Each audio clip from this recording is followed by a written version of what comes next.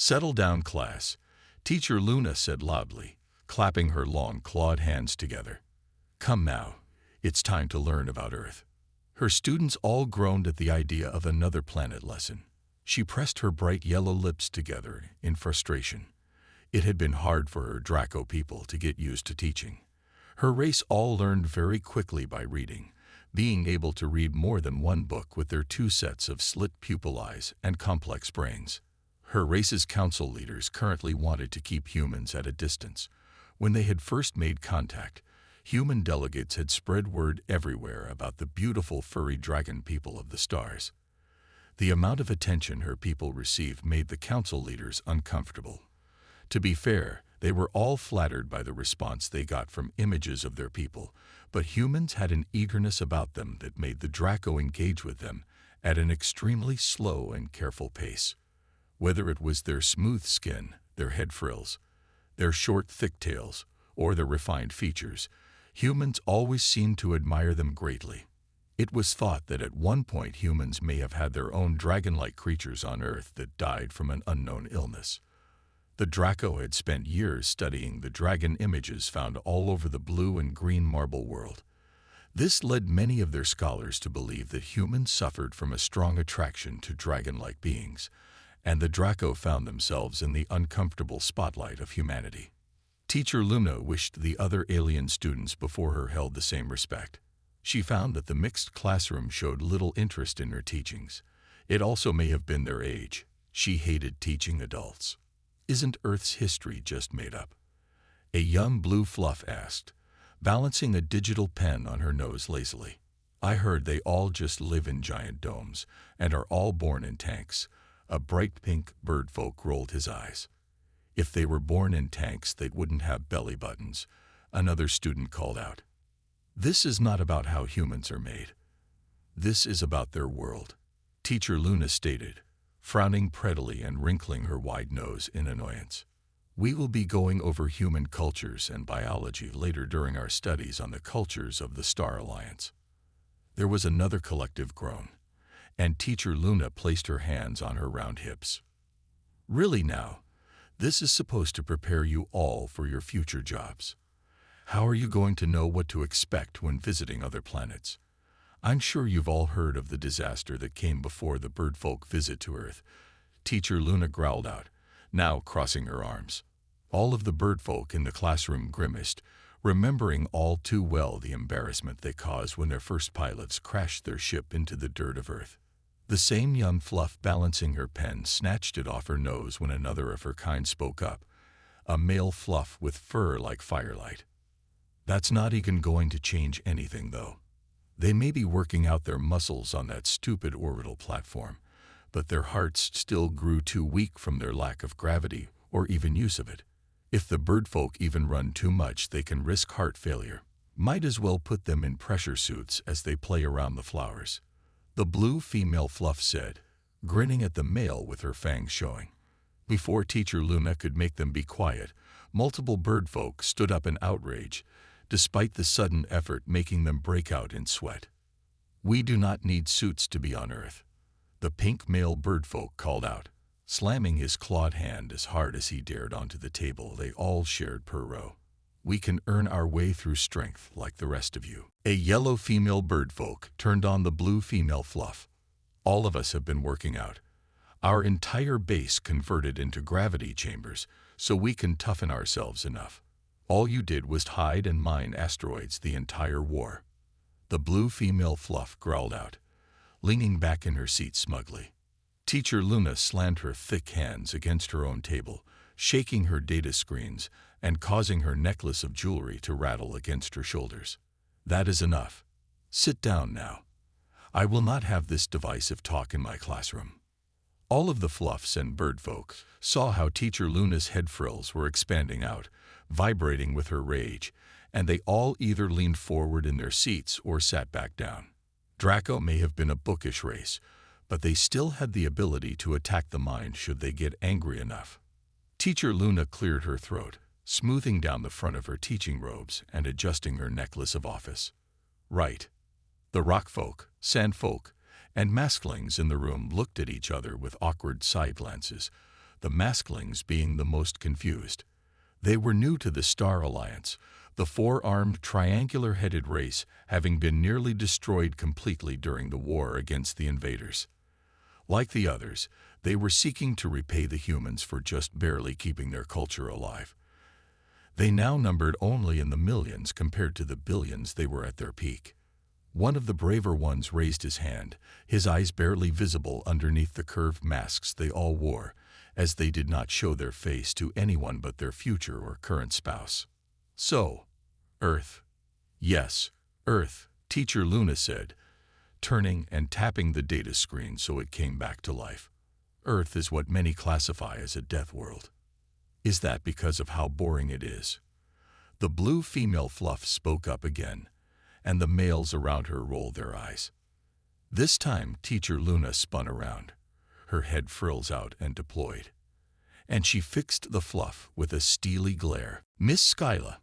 Skyla clapped her hands to her head, her body suddenly filled with immeasurable dread. "Wait." Skyla began to wail, her fingers digging into the fur of her head as Teacher Luna focused her will on the rude fluff. "Be quiet, Miss Skyla," Teacher Luna said firmly over the cries of the fluff, her dragon frills quavering. Skyla was writhing on the ground now as she cried out, "Okay, I'm sorry. Stop. Stop it." Teacher Luna's frills began to slowly stop quavering and deflated, laying down neatly against her head and neck as she looked around the room. "Anyone else wishing to disrupt my class?" Many heads shook back and forth, the masklings wondering to themselves just what they had gotten themselves into. Teacher Luna cleared her throat, smoothing down her robes again as she gestured toward the screen. "As I stated, many classify Earth as a death world due to its abnormally high gravity, inhabitants, and their culture. Humans, as we all know, are an extremely military race when compared to the rest of us, and hone their skills for war by battling amongst themselves for thousands of years, though some speculate longer. Their gravity has allowed them to grow extremely thick muscles, and thus their strength is also quite high. Those of the Alliance who are currently training with the humans have noted that they tire far quicker and cannot last as long in combat trials compared to the humans. Humans currently training on other worlds in agreement with the military exchange program have made a mockery of them, dominating the training with ease," Teacher Luna said, tapping her fingers together and making the data screen flip through multiple pictures of humans throwing fluffs like sacks of grain through the air or bending Draco nearly in half during combat trials. While clever, they lack the focused intelligence that the rest of us possess, but that is not to mistake humans as stupid. They are highly dangerous predatory beings that can think extremely quickly and make calculations on the move that even the bird folk struggle with. They merely lag behind in raw intelligence, but there is a notion that they may not lag for long. A green-colored fluff raised his hand, and Teacher Luna pointed to him. "Then why haven't humans taken over the Alliance if they're so powerful? Why not do what the invaders tried?" "It is a fair question," Teacher Luna said with a smile. She tapped her middle finger to her thumb, the screen switching over to another set of slides, showing humans laughing and smiling with other races. They are an extremely sociable race and appear to like us, so they are not being outwardly aggressive. Some humans have coined the phrase take and give when it comes to working with them, and they are only outwardly aggressive should they receive aggression first. A female maskling raised her topmost arm, giving her little hand a wave. "Is that why the Draco have a non-social engagement rule with the humans?" Teacher Luna blushed, having not assumed the masklings were even aware of that. She cleared her throat before speaking, lacing her fingers together. "Ah, well, when we first made contact, the humans were enamored with us, and our Council of Leadership feared. I heard they were seducing too many Draco women," a rockfolk said with raised scaly brows, his head giving a little shake of humor. "Half the landing party went off mission and have yet to even leave Earth, leading Draco leadership to panic. They were causing social issues, yes," Teacher Luna said shortly, giving her head a shake because her tendrils were starting to slightly flare in embarrassment. Our council of leadership feared that it would cause a social disaster. How curious, the female maskling murmured, tilting her masked face slightly. So a death world in more than one way. That is due to the social nature of humans. Teacher Luna agreed, tapping through more slides slowly to let the students look. The more conservative scholars believe that humans are like an infection and will work their ways into all levels of society amongst the races of the stars. However, despite this outlook, all those who meet humans appear to find them good company, and it matters not how the other races look. Just last week, one of the gelatinous jellies made a human friend, and it pulled the entire race out of an emotional slump. A rockfolk raised his hand. Aren't the jellies just a race of intelligent jelly balls that live in suits? I heard they have tentacles that work little nodes in their suits to make it move. They are a highly advanced invertebrate people that were only just recently found on their planet. Of course, no one wanted to really work with balls of slime with tentacles, so they have been ignored by most races. Humanity, however, finds them interesting, Teacher Luna mused, but then turned back to the data screen. Besides its gravity, Earth has multiple climate zones because humans have not tried to control their planet's weather or temperature. As you all well know, the Alliance practices climate control to make sure all planets are as comfortable as possible for all those visiting. Earth, however, does not do this. Teacher Luna waved her hand at the screen, and it zoomed in towards a flat image of Earth and its zones of temperature. Some areas can go extremely cold or extremely hot by human measurements. They don't live in those areas, do they? A male fluff asked, staring up at the screen in confusion. And why would they just allow temperatures like this? I couldn't tell you why they allow it. Teacher Luna shrugged, speaking matter-of-factly.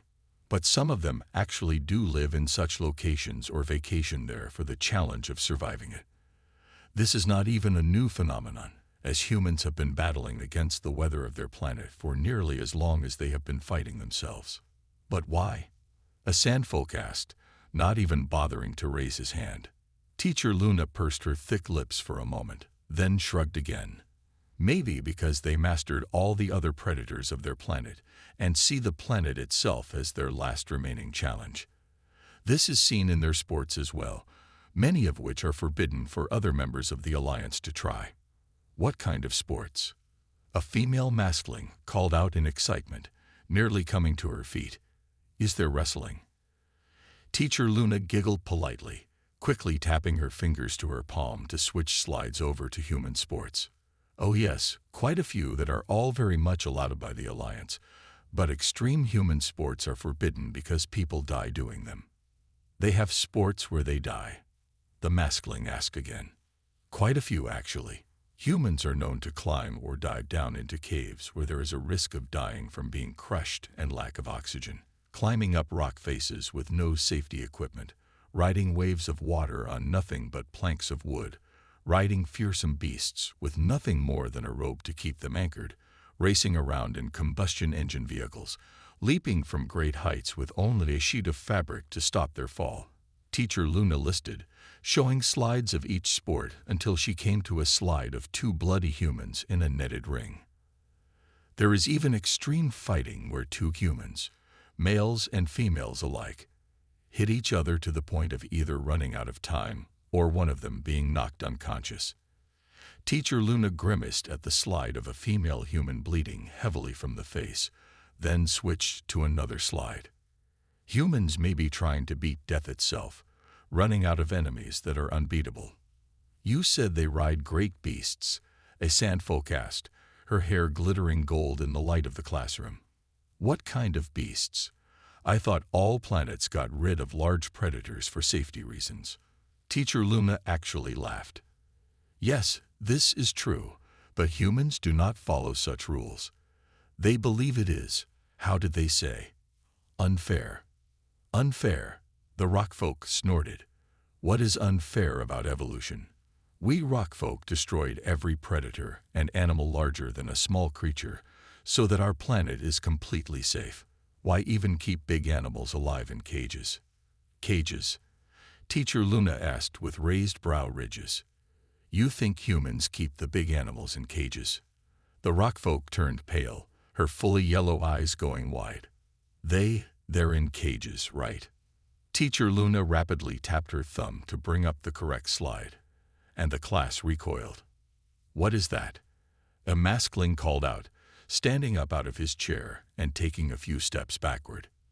This is called a grizzly bear and is a predator on Earth that still roams wild in the forests. Teacher Luna said with a smirk, seeing the fear in their eyes as their confidence left them. It can reach high speeds, fast enough that it can even chase down and catch fluffs running at their top speed. All of the fluffs in the room looked stunned, if not outright horrified. Teacher Luna continued, they have a bite strength that can go straight through human bones, and we all know how tough those are. This animal is called a lion, and it can run fast during ambushes and has the same bite strength as the grizzly bear. Then there are cheetahs, land predators that can reach very high speeds and have a bite force less than the lion. And it does not stop there. Teacher Luna kept clicking through the major land predators of Earth, then to the ones that lurk under the water as well.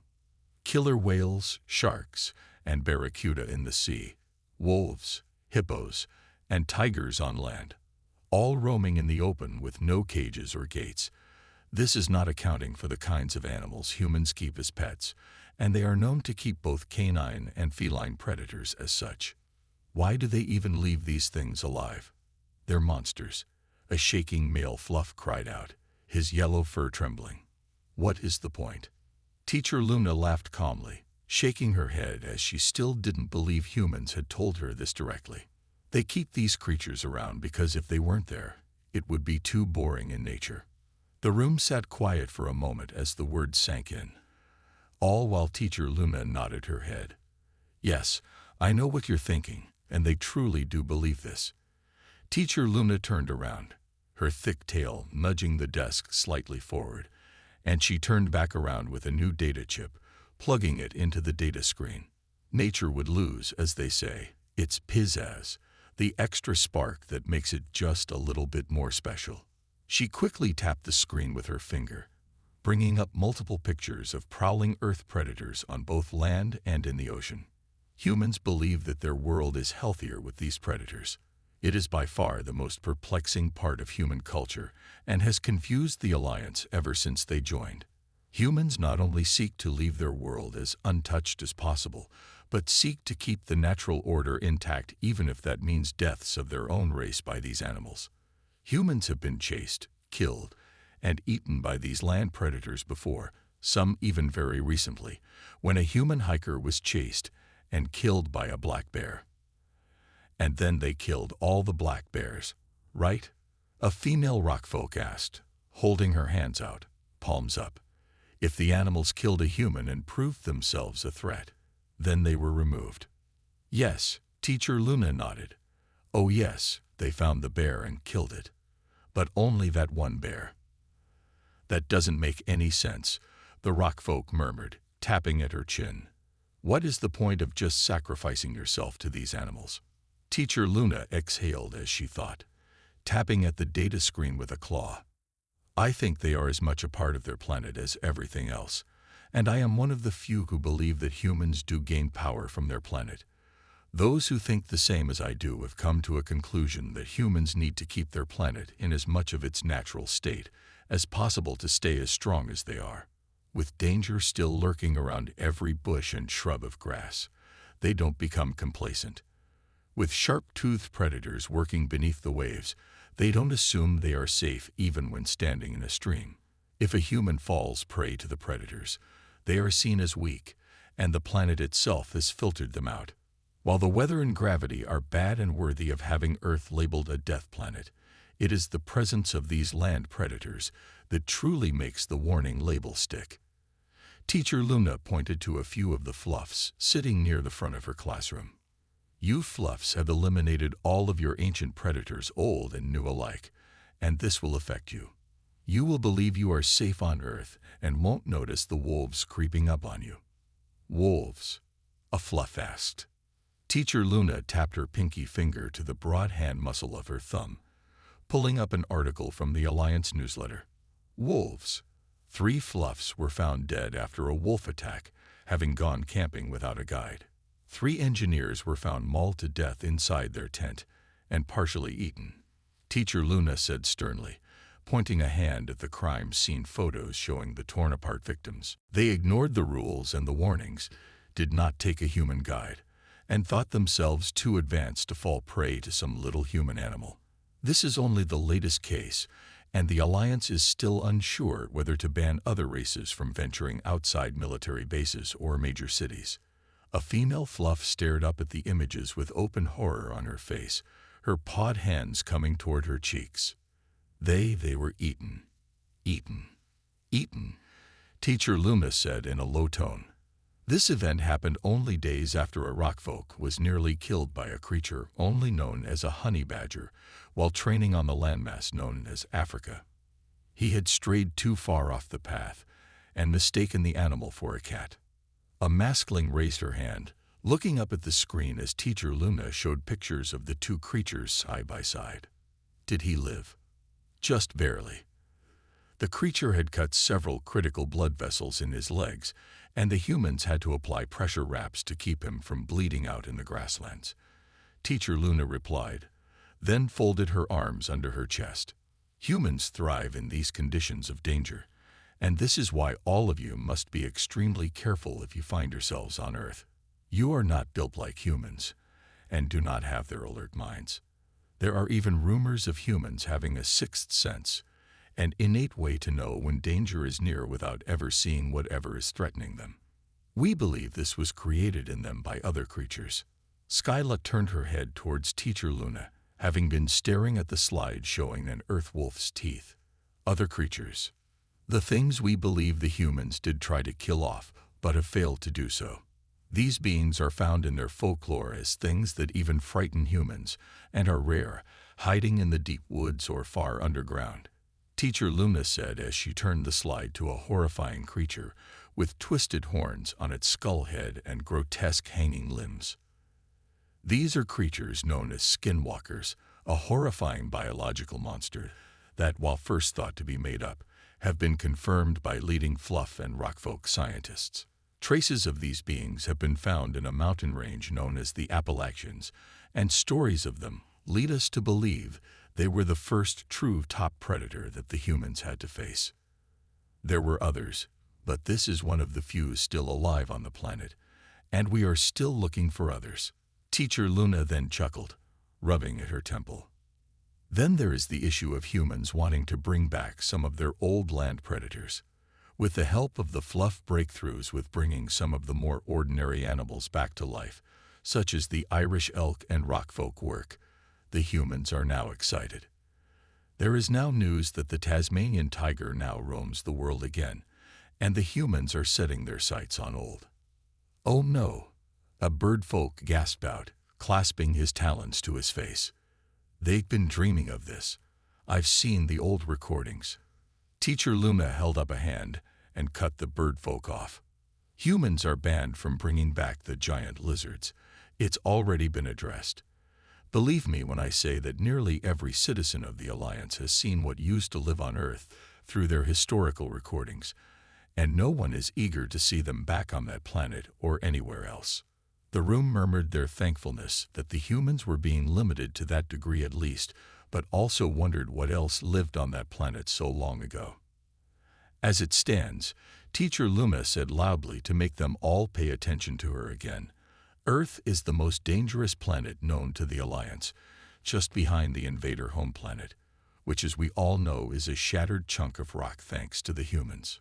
While you are allowed to go to Earth, you must do so under the careful watch of the humans. This is to ensure that no one else falls prey to the predators that roam the world freely. And yes, while it is extremely counterintuitive to keep such predators alive, it is part of human culture and their way of life to be predators that allow other predators to live. It should also be known that this is just how humans are. They are the top predator and take power from letting others live by their own choice. Grizzly bears do not stay living because they are scary to humans. Humans allow them to live because they hold the power to remove them from existence overnight. From powerful predators, such as humans, comes the need to dominate, and this is the fourth reason why Earth is considered a death world. Humans themselves are considered a danger that must be met with keen intelligence to avoid falling prey to them.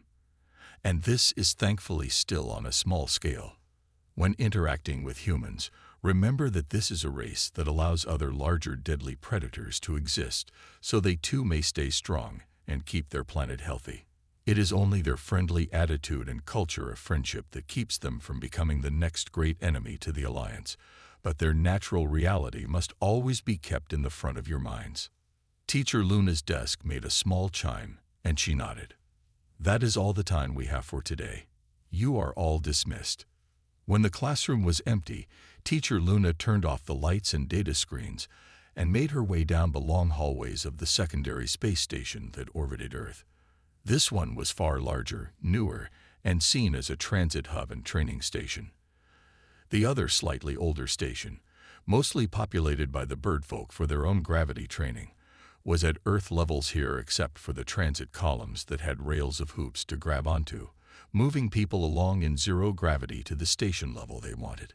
Due to the length of the station, elevators were seen as too bulky, and this method was used instead. Teacher Luna took a loop, and it pulled her through zero gravity towards the living quarters. She got off at her level. The gravity eased back into Earth gravity as she walked past the bulkhead, making her way towards her living unit. She placed her hand onto the reader, and the door unlocked with a sharp click. Teacher Luna stepped inside, grinning widely as the human inside turned around, wiping his hands on a dish towel. Well, well, there's my little space dragon. I got dinner ready, so come sit down. And what were you teaching today? The man said, rolling his shoulder as he threw the towel into the sink. Teacher Luna's grin widened as she closed the door behind her, stepping into the kitchen with graceful sways of her hips. Oh, you know, just how dangerous humans are.